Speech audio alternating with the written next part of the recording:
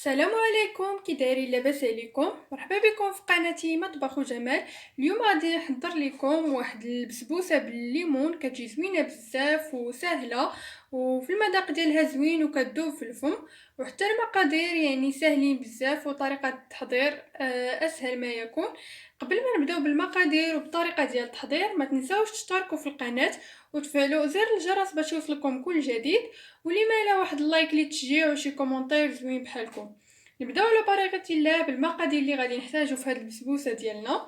غادي نحتاجو اولا في المقادير ديال البسبوسه جوج ديال البيضات يعني كبيرين الحجم، وغادي نحتاجو كاس كبير ديال الليمون ديال السكر سنيده، كاس كبير ديال السكر، وكاس كبير ايضا ديال العصير ديال الليمون يعني البرتقال، وغادي نحتاجو نص كاس ديال الحليب وربع كاس ديال الزيت ديال المائده، وغادي نحتاجو جوج ديال الكيسان ديال السميده رقيقه يعني لابار كامل بالكاس ديال العنبه، وغادي نحتاجو تقريبا واحد المعلقه صغيره ديال القشور ديال الليمون، تقدروا تعوضوهم بالفانيلا على حسب الذوق، وغادي نحتاجو الجوج ديال الخمارات من الوزن ديال 8 غرام، وغادي نحتاجو تقريبا واحد 3 المعالق ديال الدقيق باش انا نجمعو هذا الخليط.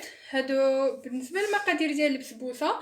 اما في المقادير ديال السيرو باش غادي نسقيو هاد البسبوسه هادي، فغادي نحتاجو واحد الكاس ديال السكر سنيده، وغادي نحتاجو الكاس ديال الماء والكاس ديال العصير ديال الليمون.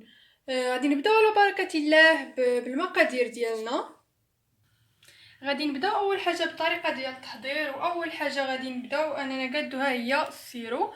غادي نحطو اول حاجه داك الكاس ديال الماء، ونفس يعني الكاس باش برنا غادي نزيدو كاس ديال السكر سنيده. هاد السيرو زوين بزاف يعني وكيعطي مذاق رائع. غادي نخلطو هاد السيرو مع هاد الماء مع هاد السكر يعني حتى يذوب لينا هاد السكر مزيان. اللي بغى يقدر يزيد يعني القشور ايضا ديال الليمون، فكيعطي واحد المذاق اللي رائع بزاف. المهم غادي نخليو هاد الماء وهاد السكر حتى يذوب لينا هاد السكر، وغادي يبدا يغلي لينا هاد الماء، وعاد ديك الساعه غادي نضيفو داك العصير ديال الليمون، داك الكاس الاخر ديال الليمون. بينما يعني طاب لينا هاد ولا بينما غلا لينا هاد الماء مع هاد السكر سنيده، فغادي نبداو اننا نحضروا البسبوسه ديالنا، اننا نقادو البسبوسه ديالنا. اذا غادي نبداو اول حاجه بجوج حبات ديال البيض، من الافضل انهم يكونوا من الحجم الكبير، يعني اذا كان ما متوفرش الحجم الكبير فبامكانكم انكم ديروا يعني 3 د البيضات صغار.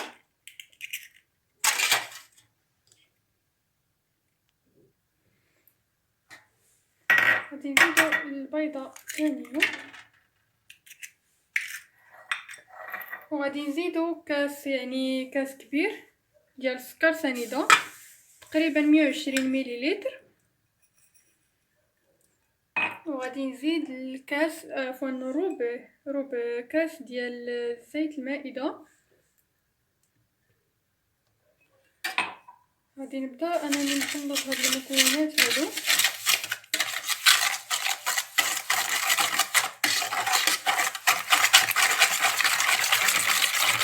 يعني غادي نخلط كلشي غير بالضرب اليدوي، ساهل وما كيكلفنا حتى شي مجهود. المهم كيف ما كتشوفوا يعني سهل بزاف وما كيحتاج شي مجهود. غادي نزيد هاد القشور ديال الليمون تقريبا واحد معلقه صغيره ولا راس ديال المعلقه، كيبقى اختياري، ويمكن تعويض بالفانيلا يعني ولا اي حاجه بغيتو. غادي نزيد دابا هاد الكاس هذا ديال الليمون، عصير ديال الليمون،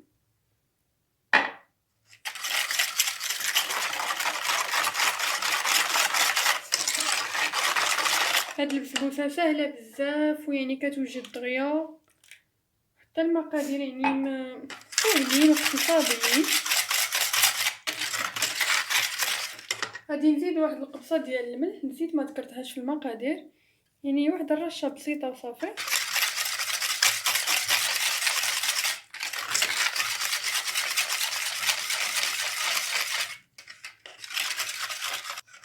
المهم دابا خلطت مزيان كيف ما كتشوفوا كاع المكونات راه تجانسين لينا.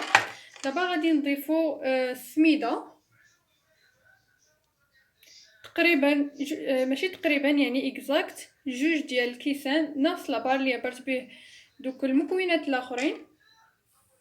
غادي نضيفها كامله يعني بحال هكا دقه وحده، وغادي نبدا نخلط.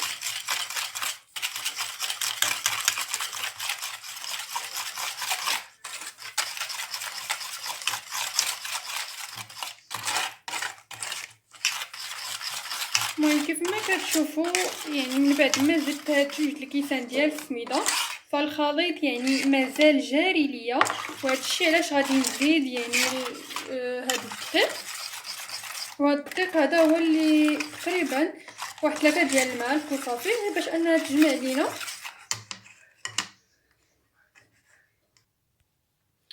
كيف ما قلت لكم تقريبا واحد 2 معالق حتى ل3. غادي نزيد 3 ديال المعلقات ديال الدقيق، وغادي نزيد الخمارات ديال الحلوى 16 غرام، يعني 8 غرام 8 غرام.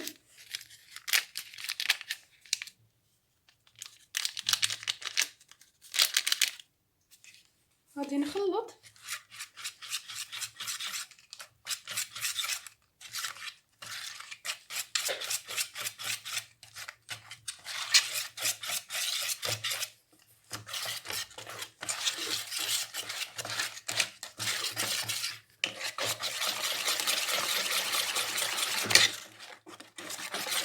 بهذا الشكل هذا كيف ما كتشوفوا دابا راه تجمعات ليا، يعني تقريبا بحال الكيك تماما.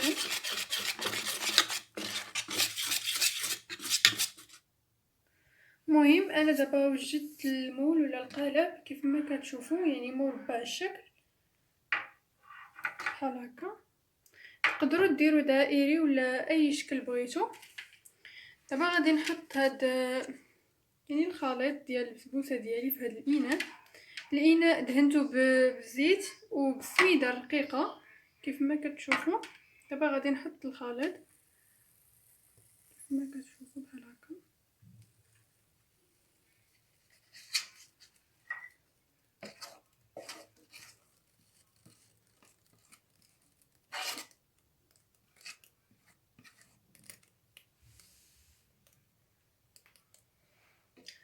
صافي ودابا غادي ندخلها للفران. يعني الا كان عندكم فران ديال الغاز فدرجه يعني 180، وإلا كان عندكم فران ديال ديال الضوء 180 درجه، وإلا كان عندكم ديال الغاز فغادي يعني غتشعلو غير لتحت وغادي تخليو الفوق لا. صافي المهم غادي ندخلها للفران حتى طيب ان شاء الله وغادي نرجعو. اذا كيف ما كتشوفوا دابا راه داك الماء والسكر يعني ولا السيرو ديالنا كيف ما كتشوفوا الماء داك السكر داب ليا. دابا غادي نزيد الكاس ديال الليمون وغادي نخلطو وغادي نخليوه يغلي لينا واحد شويه هاد الليمون، ومن بعد غادي نحيدوه وغادي نحطوه في الثلاجه باش يبرد لينا بين ما طابت لينا البسبوسه ديالنا.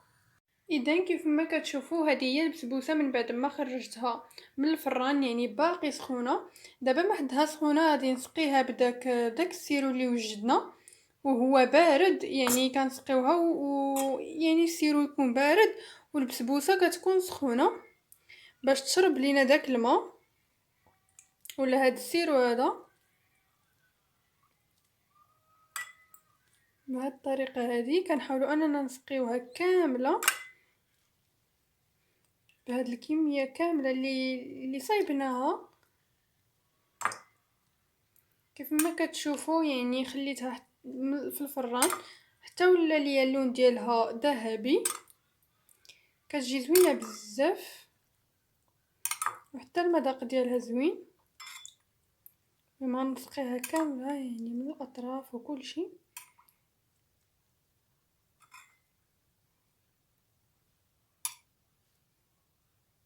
المهم بحال هكا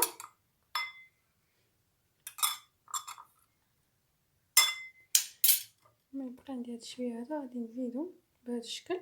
هي راه غادي تشرب ليا هاد السيرو كامل كيف ما كتشوفوا. دابا غادي نخليها يعني حتى تشرب ليا هاد السيرو كامل على خاطرو. غادي نرجعو ان شاء الله باش اننا نزينوها، واخا يعني التزيين كيبقى دائما اختياري. اذا كيف ما كتشوفوا دابا خليتها يعني واحد تقريبا واحد ل5 دقائق هكاك شربات ليا هذاك السيرو كامل. دابا غادي نزوقها بالكوك.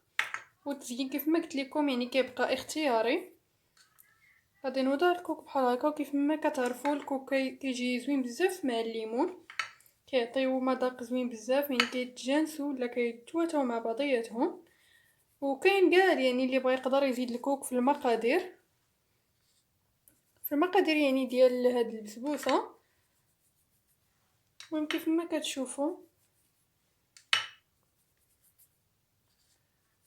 بحال هكا. المهم التزيين كيف ما قلت لكم كيبقى اختياري.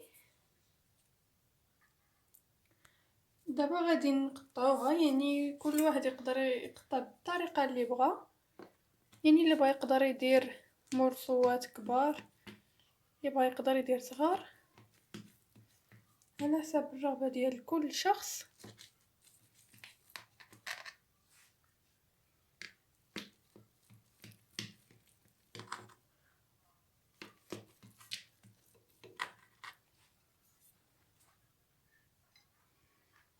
اذا كيف ما كتشوفوا كتجي زوينه بزاف وكتجي منفوخه وهشيشه بزاف بزاف كيف ما كتشوفوا.